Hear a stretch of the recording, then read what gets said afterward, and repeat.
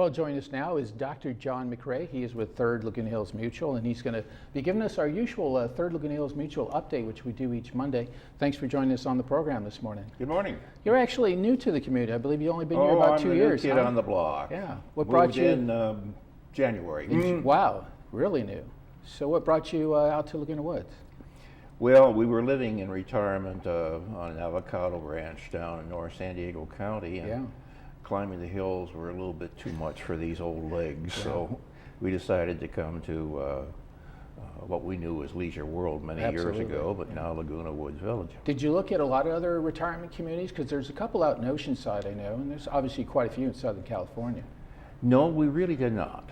We really did not. We had known that this was the premier location from way back in the 60s, actually. Right. Especially if you live down in Vista, you know, when you travel to Los Angeles, you always drove by the community, especially when they had the Globe over there by the freeway. It always kind of caught your eye. You kind of knew where, sure did. Where it was a landmark. Absolutely.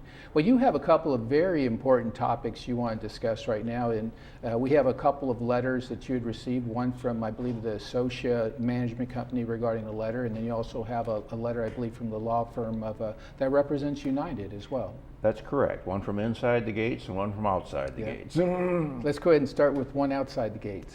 All right. From Associa on the 18th, which is Thursday, last Thursday, we received a follow-up letter from Joey Corona, who is the Chief Operating Officer of Associa in Dallas. And he had been out visiting us a month ago at the request of the Golden Rain Foundation Board, and had explained to us that in MBA terms, they were aware that Laguna Woods Village was what they called a managing governance model in the industry, and that they certainly could offer the use of software they had, which would update the quickness with which we could retrieve information over the net, and help us in making decisions. But it would require a molding into the management model that Associa had developed for smaller and numerous housing associations. And that led to further discussion. And this letter of December 18th indicates that they're descending upon the village in the next month, coupled with a management consulting firm, Alvarez and Mariaso, I think it is. Anyways, it's for the purpose of rooting out the relationships between PCM and the three mutuals and the GRF board, and see what can be done for updating both inside as well as our connections outside the gates. Really a organizational restructuring effort. Right. So therell be many, many interviews with the promise of a deliverable output on January 16th. And in many, many ways, this is connected to the first letter, which came from inside the gates. And that first letter was from the law firm that represents United? That is correct. When I came on the board on October 2nd, less than 90 days ago, we received a letter from the attorney with the happy news that the lawsuit between United and GRF was being dismissed and had been accepted by the court. The problem remained that the trust agreement did not conform. The amendment to excise the powerful sole discretion authority within the trust had not occurred because the Mutual 50 people did not want it to occur.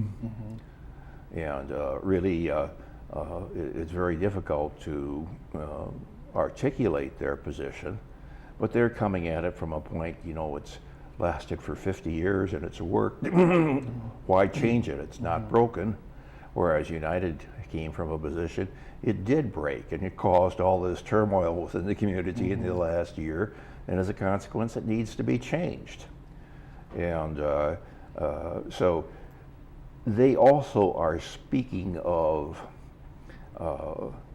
an executive authority being excised from the trust agreement, which is the glue that holds the four corporations together. And it's free floating now. It's put upon the four corporations, but the connectedness among the four nonprofit corporations is the community. Right.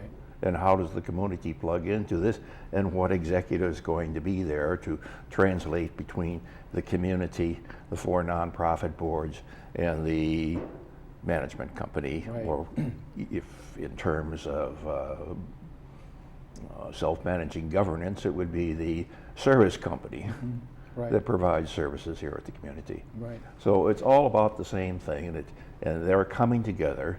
And it's difficult to be specific because no one knows what the answer is going to be. Nobody knows how it's going to end up. Right. You still having an open dialogue with the Towers Board? Oh, not as open as I would like to see it.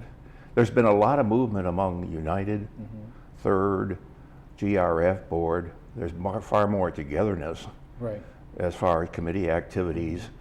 Indeed, there's too darn many committees around here, and they need to merge. Many of them are discussing the same issues from the viewpoints of the different needs of the corporations, and increasingly there is collaboration that we're seeing. Right. And there's reaching out into the community. I think there's more advisors for the committees than we've ever seen before. In fact, I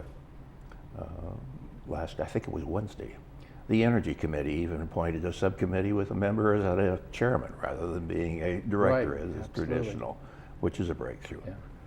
So the dialogue is occurring Right. within the community, and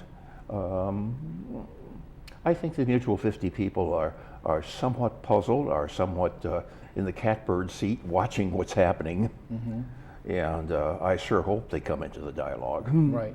And speaking of dialogue, you're very big on communication and, like you just said, connectivity, not just inside the walls, but outside the walls as well. You have a newsletter that the president, Jim Matson, actually puts out that's on our Laguna Woods Village website. And that's an important newsletter that goes out to your membership to tell them about, some items that you all are discussing.